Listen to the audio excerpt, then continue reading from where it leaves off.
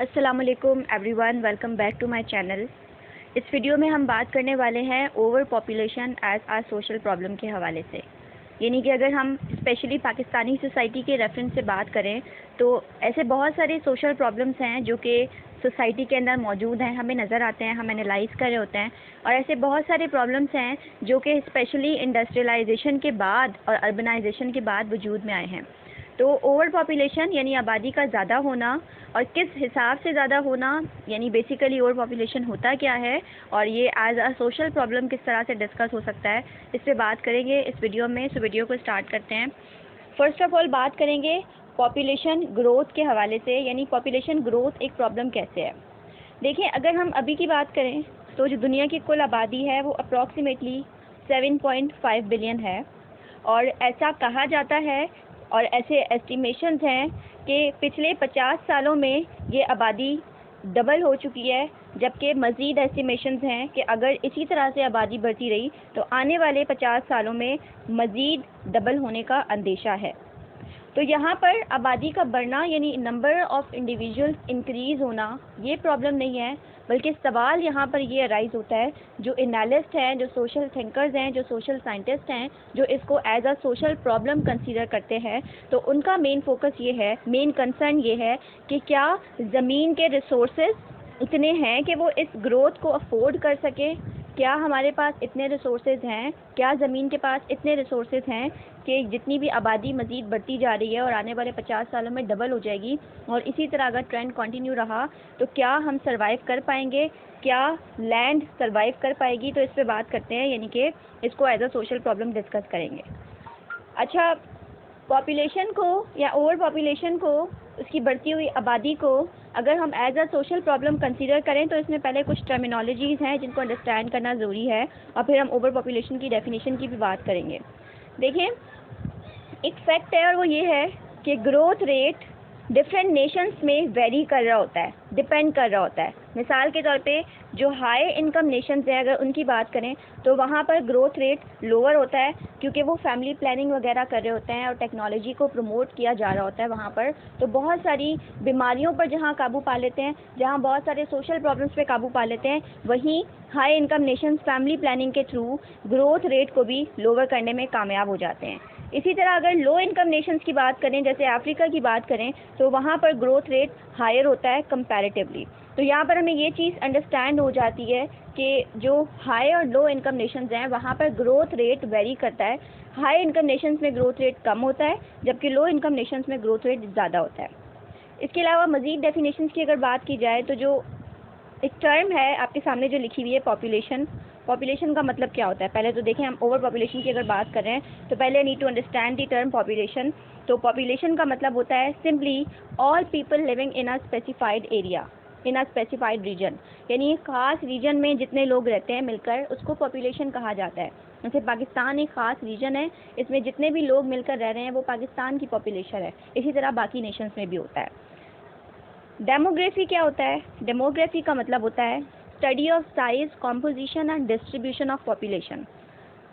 ये जो पॉपुलेशन है इसका साइज़ क्या है, इसकी कॉम्पोजिशन क्या है और इसकी डिस्ट्रीब्यूशन क्या है, यानी कि पॉपुलेशन कुल है कितनी, फिर इसमें कितने पैरामीटर्स हैं, यानी कि हम एज ग्रुप की बात कर सकते हैं, किस एज ग्रुप के लोग ज़्यादा हैं, कौन सा एज ग्रुप के लोग कम हैं, उनके कौन कौन से रोल्स हैं, किस तरह से पॉपुलेशन कंपोज हुई हुई है और साथ ही साथ कैसे डिस्ट्रीब्यूटेड हुई हुई है। यानी कहीं ऐसा तो नहीं है कि मिसाल के तौर पर अगर एक सूबा है जिसमें एरिया ज़्यादा है और वहाँ पर कम लोग रह रहे हैं, और एक ऐसा सूबा है जहाँ पर एरिया कम है वहाँ ज़्यादा लोग रह रहे हैं। जिस तरह अगर मिसाल के तौर पे हम शहरी इलाकों की बात करते हैं, ऐसे सूबों की बात करते हैं जहाँ पे शहर होते हैं, तो वहाँ पे ये डिस्ट्रीब्यूशन वाला बड़ा मसला आ जाता है, अनइवन डिस्ट्रीब्यूशन होती है। वजह क्या होती है कि लोग गांव से शहरों की तरफ आ रहे होते हैं in search of job, in search of education. तो ये तमाम अपॉर्चुनिटीज़ को अवेल करने के लिए लोग अपने गांव देहात छोड़ के शहरों में आते हैं। तो फिर जो शहरी आबादियाँ होती हैं वो डेंस होती हैं। डेंस का मतलब है एक एरिया में ज़्यादा लोग रह रहे होते हैं, यानी आप फ्लैट्स बना देते हैं शहरों में, जहाँ एक मकान बन सकता है और वहाँ 2 फैमिलीज रह सकती हैं। वहीं आप शहरों में एक फ्लैट बना लेते हैं जिसमें 40-40 फैमिलीज़ को रख रहे होते हैं। तो डेंसली पॉपुलेटेड एरियाज़ होते हैं। तो ये भी बड़ा इंपॉर्टेंट होता है कि पॉपुलेशन का साइज़ क्या है, कॉम्पोजिशन क्या है और फिर उसकी डिस्ट्रीब्यूशन किस तरह से हुई है, और इस ओवरऑल स्टडी को डेमोग्राफी कहा जाता है। अब हम बात करेंगे उस टर्म की जिसको हम कंसीडर करने वाले हैं as a social problem. Over population का मतलब क्या है? जो सोशल साइंटिस्ट हैं उनके लिए ओवर पॉपुलेशन का मतलब ये नहीं है कि एक एरिया कितना है और उसमें कितने लोग आ सकते हैं, यानी एरिया की बुनियाद पर सिर्फ बात नहीं हो रही है, बात हो रही है रिसोर्सेज की बुनियाद पर, बात हो रही है एबिलिटी की बुनियाद पर, बात हो रही है लैंड की बुनियाद पर। यानी कि इनका मेन कंसर्न ये है कि ओवर पॉपुलेशन वाली कंडीशन तब आती है जब रिसोर्सेज कम हो जाएं और उसमें रहने वाले जो लोग हैं यानी जो पॉपुलेशन है वो बढ़ती जाए। इसकी मिसाल बिल्कुल वैसे ही है जैसे एक कमरा है और वहाँ पे 50 कुर्सियाँ पड़ी हुई हैं और उस क्लास में या उस कमरे में आप 100 लोगों को भेज दें तो ये ओवर पॉपुलेशन हो जाएगा, क्योंकि रिसोर्सेज कम है, कुर्सियाँ कम हैं और लोग ज़्यादा भेज रहे हैं। इसी तरह से ज़मीन में रिसोर्सेज का होना, फिर उन रिसोर्सेज की एक्सप्लॉयटेशन तो अलग चीज़ है, लेकिन रिसोर्सेज इतने होना कि वो ओवरऑल आबादी को मिल सके, उनकी नीड्स पूरी हो सके। अगर रिसोर्सेज कम होने लगें और आबादी बढ़ने लगें तो इस सिचुएशन को पॉपुलेशन ओवर पॉपुलेशन कहा जाता है। यानी यहाँ पर आप जस्ट एरिया के हवाले से बात नहीं कर रहे कि एरिया कम है, हम यहाँ पर बात कर रहे हैं कि रिसोर्सेज अगर आप लोगों के कम हो और आबादी अगर आपकी बढ़ती रहे तो इसको ओवर पॉपुलेशन कहा जाता है। आई होप आपको ये टर्म अच्छे से समझ आ गई है। मज़ीद इस पर डिस्कस करते हैं, ऐसे कौन कौन से फैक्टर्स हैं जिनकी वजह से पॉपुलेशन ग्रोथ होती है या पॉपुलेशन ग्रोथ पे असर होता है, यानी आबादी बढ़ती है या कम होती है, कौन कौन से फैक्टर जिसमें इन्वॉल्व होते हैं। मैं यहाँ पर बात करूँगी ओवरऑल सिनेरियो, जनरली बात करूँगी, और आप अगर पाकिस्तान से बिलोंग करते हैं या जिस भी कंट्री से बिलोंग करते हैं आप अपने कंट्री पे इसको अप्लाई कर सकते हैं कि आपके कंट्री पे कौन कौन से फैक्टर्स किस तरह से असरअंदाज हो रहे हैं। सबसे पहले बात करेंगे फर्टिलिटी रेट की। फर्टिलिटी रेट या फर्टिलिटी की डेफिनेशन क्या होती है? Actual number of children born to an individual और पॉपुलेशन। एक आबादी में या इंडिविजुअल के कितने बेबी की बर्थ हो रही है, कितने चिल्ड्रन की बॉर्न हो रहे हैं, उस नंबर को फर्टिलिटी कहा जाता है।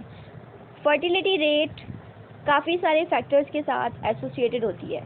बहुत सारे इलाके ऐसे होते हैं जहाँ पे फर्टिलिटी ज़्यादा है, फिर इसमें और मज़ीद बहुत सारे फैक्टर्स होते हैं जो फर्टिलिटी में कंट्रीब्यूट करते हैं। मिसाल के तौर पर अगर पाकिस्तान जैसे कंट्री की बात करें जहाँ पर लोग ट्रेडिशनल माइंडेड हैं, अर्ली मैरिजेस का कॉन्सेप्ट होना, जब अर्ली मैरिजेस होंगी स्पैन ज़्यादा मिल जाएगा तो फर्टिलिटी यानी नंबर ऑफ़ चिल्ड्रन की बर्थ ज़्यादा होगी। इसके अलावा फिर अगर आप इसको कम करना चाह रहे हैं तो विमेन को एम्पावर कर दें, उनको एजुकेट करें ताकि वो करियर की तरफ जाएं, तो अर्ली मैरिजेस का ट्रेंड थोड़ा कम हो जाए, तो इससे फर्टिलिटी में थोड़ी सी कमी आएगी। तो ज़ाहिर है जब चिल्ड्रन की बर्थ ज़्यादा नहीं होगी, कम होगी, तो पॉपुलेशन ज़्यादा नहीं बढ़ेगी, ऑब्वियस सी बात है।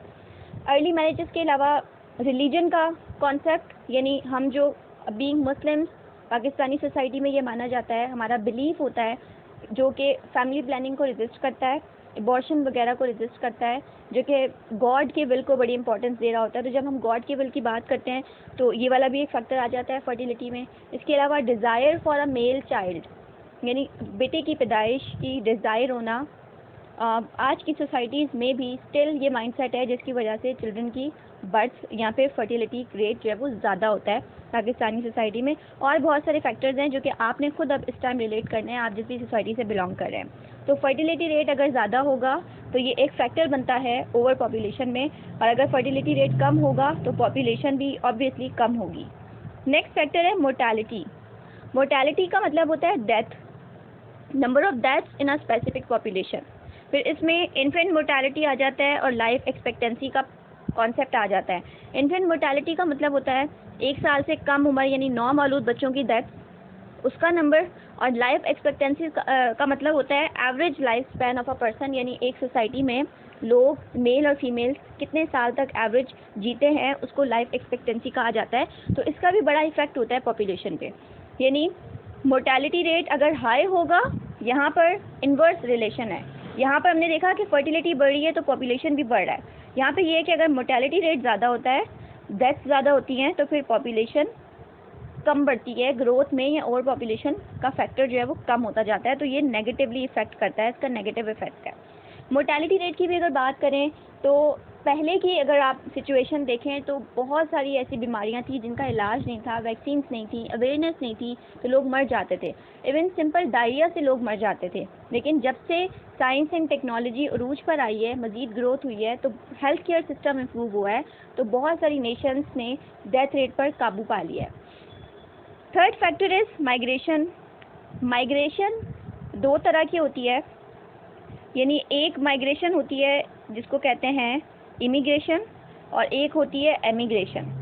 इमिग्रेशन का मतलब होता है जब कहीं और से कोई आपके एरिया में, आपके कंट्री में आता है, तो इसको इमिग्रेशन कहते हैं, यानी इनसाइड। और एमिग्रेशन का मतलब होता है जब कोई आपकी कंट्री से बाहर जाता है, तो इसको एमिग्रेशन कहते हैं, यानी कि आउटसाइड। तो अगर आप इमिग्रेशन की बात करें तो ये भी एक अहम फैक्टर बनता है ओवर पॉपुलेशन में। जैसे मैंने स्टार्ट में बात की थी, जो अर्बन एरियाज़ हैं, जब दूर दराज से लोग अपने घर बार छोड़ के जॉब की तलाश में डिफरेंट फैक्टर्स के लिए, डिफरेंट फैसिलिटीज़ को अवेल करने के लिए, पढ़ाई के लिए जब अर्बन सेंटर्स में आ रहे होते हैं, अर्बन एरियाज़ में आ रहे होते हैं, तो उन तमाम लोगों को अकोमोडेट करना, हाउसिंग प्रॉब्लम, इसके अलावा रिसोर्सेज का प्रॉब्लम, ये सारे प्रॉब्लम्स जनरेट होना स्टार्ट हो जाते हैं। तो अल्टीमेटली वहाँ पे ओवर पॉपुलेशन वाला फैक्टर आ जाता है। तो ये भी एक मज़ीद फैक्टर है। अब यहाँ पर बात ये होती है कि हर सोशल प्रॉब्लम डिपेंड कर रहा होता है कॉजेज़ के हवाले से कॉन्टेक्स्ट पे। आप जिस सोसाइटी से बिलोंग करेंगे, आपकी सोसाइटी में फैक्टर्स, कॉजेज़ डिफरेंट होंगे, उनके इफ़ेक्ट्स डिफरेंट तरह से होंगे। तो अब ये आप पे डिपेंड करता है कि आप जिस भी एरिया से बिलोंग करें, आप सोचें कि आपके एरिया में, आपके कंट्री में क्या सिचुएशन है, ओवर पॉपुलेशन के पीछे ये फैक्टर्स किस तरह से असरअंदाज हो रहे हैं। अब आएंगे हम मेजर थ्योरेटिकल पर्सपेक्टिव्स की तरफ। देखिए, किसी भी सिचुएशन को अंडरस्टैंड करने के लिए पर्सपेक्टिव्स को, उससे रिलेटेड जो पर्सपेक्टिव्स हैं उनको पढ़ना बड़ा इम्पॉर्टेंट होता है।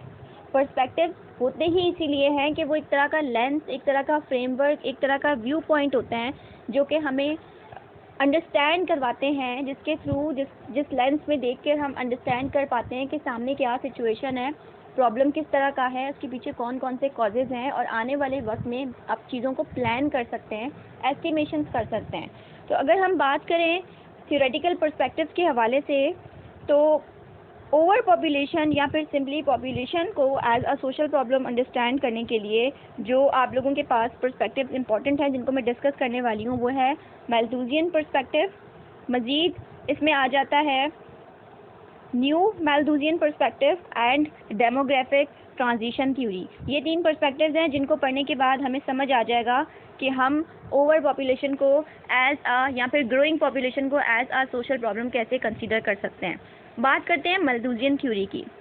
मैल्थूसियन पर्सपेक्टिव जो है, इट वाज प्रेजेंटेड बाय 1798, और इसका सिंपल आइडिया ये है कि जो आबादी है, आबादी बढ़ती है ज्योमेट्रिकली, यानी कि डबल होती जाती है, यानी 1 से 2, 2 से 4, 4 से 8, 8 से 16, आबादी डबल होके बढ़ती है।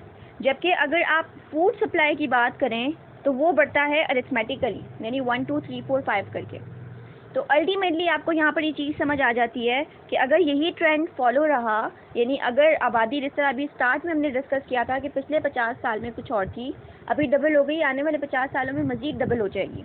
तो इसी तरह अगर आबादी डबल होती रही और अगर रिसोर्सेज सिंगुलर वे में बढ़ते रहे, तो फिर आएगा डिज़ास्टर, यानी अर्थ फिर आपके लिए एक सॉर्ट ऑफ डिज़ास्टर हो जाएगा। या तो पॉपुलेशन, पूरी आबादी ज़मीन ही ख़त्म हो जाएगी। ज़ाहिर है, जब रिसोर्सेज नहीं मिलेंगे तो लोग किस तरह सर्वाइव कर पाएंगे।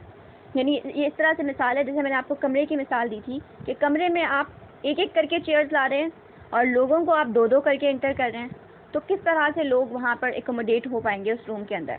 बिल्कुल वैसे ही अकॉर्डिंग टू दिस पर्सपेक्टिव, आबादी और फूड सप्लाई का आपस में रिलेशनशिप है, जहाँ पे आपकी आबादी बढ़ती है डबल होकर, जबकि आपका फूड सप्लाई बढ़ता है सिंगुलर वे में। अकॉर्डिंग टू दिस पर्सपेक्टिव, अगर आप इस डिज़ास्टर से बचना चाहते हैं तो आपके पास दो तरीक़ेकार हैं, दो चेक्स हैं जिनको लगा के आप बच सकते हैं इस डिज़ास्टर से। पहला चेक है पॉजिटिव चेक और दूसरा चेक है प्रिवेंटिव चेक। जो पॉजिटिव चेक है, ये इन्होंने बड़ा ख़तरनाक दिया है। इसमें नेगेटिविटी के थ्रू आप, यानी नेगेटिव वेज इस्तेमाल करके आप आबादी को कम कर सकते हैं, जिसमें फेमाइन होना, भूख से लोग मरना स्टार्ट कर दें, बीमारियों से लोग मरना स्टार्ट कर दें, जंगों से लोग मरना स्टार्ट कर दें। तो इससे ये होता है जब तबाही होती है तो अपने आप आबादी कम हो रही होती है। तो इस तरह आप अकॉर्डिंग टू दिस पर्सपेक्टिव बच सकते हैं। दूसरा चेक है प्रिवेंटिव चेक, जिसमें ये कहते हैं कि डिलेड मैरिजेस यानी अर्ली मैरिज का कॉन्सेप्ट कम कर दें। इसके अलावा फैमिली प्लानिंग, इस तरह की जो एक्टिविटीज़ हैं जिनके थ्रू आप फर्टिलिटी रेट को कम कर सकते हैं ताकि पॉपुलेशन की ग्रोथ कम हो सके, रेजिस्ट तो नहीं हो सकती, एटलीस्ट कम हो सके। तो ये था आपका मैल्थूजियन पर्सपेक्टिव। मज़ीद सेकंड जो पर्सपेक्टिव है वो है new Malthusian perspective. According to this perspective, ये भी देखें न्यू मैल्थूजियन है, यानी मैल्थूजियन पर्सपेक्टिव जो पहले डिस्कस किया है लास्ट स्लाइड में, इसके बाद आया था। इस वाले पर्सपेक्टिव ने भी जो मेन फोकस रखा है, इनका मेन फोकस भी अर्थ के और पॉपुलेशन के बढ़ने पे और डिज़ास्टर पे है, यानी डिज़ास्टर किस तरह से होगा। इन्होंने भी दोबारा से बढ़ती हुई आबादी को डिज़ास्टर के तौर पे एम्फेसाइज किया है, और इनके मुताबिक जो ज़मीन है वो एक टिकिंग टाइम बॉम्ब है, एक ऐसा टाइम बॉम्ब है जो कि टिक टिक करे, बॉम्ब होता है ना, यानी जब तक टिक टिक करता रहेगा टाइम कम होता रहेगा और एक वक्त आएगा कि ब्लास्ट हो जाएगा। इसी तरह से आबादी भी एक टिकिंग टाइम बॉम्ब है, ये ज़मीन एक टिकिंग टाइम बॉम्ब है जिसमें जो आबादी है और जो इन्वायरमेंटल प्रॉब्लम्स हैं ये बढ़ते ही जा रहे हैं, और एक वक्त आएगा कि ये बढ़ बढ़ कर ऐसा होगा कि पूरी की पूरी ज़मीन जो है ये तबाह हो जाएगी, डिस्ट्रक्शन हो जाएगी। इसका भी यही वाला पॉइंट है, बढ़ती हुई आबादी एक डिज़ास्टर है। मज़ीद हम बात करेंगे थर्ड थ्योरी की, that is demographic transition theory. इस थ्योरी के मुताबिक जो सोसाइटीज़ होती हैं वो हाई बर्थ रेट और डेथ रेट से लो बर्थ रेट और डेथ रेट की तरफ मूव करती हैं, जिसके नतीजा या जो एज अ रिज़ल्ट होता है टेक्नोलॉजिकल डेवलपमेंट का। इन्होंने बेसिकली 4 स्टेजेस के ऊपर बात की थी, यानी स्टार्ट में प्री इंडस्ट्रियल स्टेज थी जहाँ पर बर्थ रेट कम था, डेथ रेट ज़्यादा था। टेक्नोलॉजी आई, उसके बाद इंडस्ट्रियल स्टेज आता है जिसमें आप डेथ रेट पे और बर्थ रेट पे कुछ हद तक काबू पा लेते हैं। इसके बाद मज़ीद थर्ड स्टेज आता है, एडवांस्ड टेक्नोलॉजी का स्टेज आता है जहाँ पर आप मज़ीद बर्थ और डेथ रेट पे काबू पा लेते हैं। और इसी तरह चौथा स्टेज जो कि पोस्ट इंडस्ट्रियल स्टेज है, मज़ीद मॉडर्न है, वहाँ पे और टेक्नोलॉजी एडवांस हो जाती है जिससे आप बहुत सारी बीमारियों पे काबू पा के अपने डेथ रेट को, मोर्टेलिटी रेट को स्टेबल कर लेते हैं, और फैमिली प्लानिंग्स के थ्रू बर्थ रेट भी कंट्रोल होकर फर्टिलिटी भी कुछ हद तक कंट्रोल हो जाती है, तो पॉपुलेशन एक स्टेबल हालत में आ जाती है।